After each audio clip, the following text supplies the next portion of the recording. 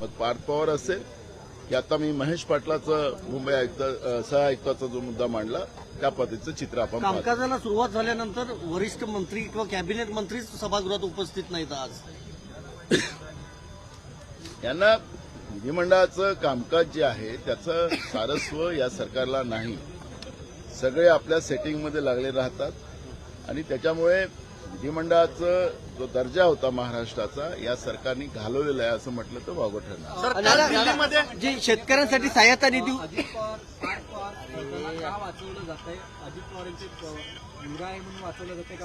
बरोबर आहे, ते घटनाच तशी होती.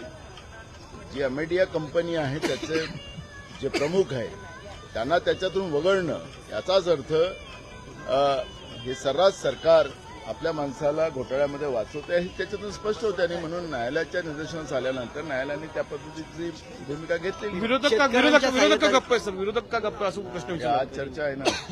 शेतकऱ्यांच्या सहाय्यतेसाठी जो निधी जमा केला होता त्यापैकी फक्त काही लाखच जो आहे तो निधी वितरित करण्यात आला. बाकी जो निधी आहे तो तसाच ठेवण्यात आलेला आहे. कसं त्यातही बघताय? कोर्टाने यांना फटकारलेला आहे आणि म्हणून हे नुसतं आताच नाही तर 2014 ते 19 मध्ये फडणवीस मुख्यमंत्री होते त्यावेळेस फटकारलेला आहे.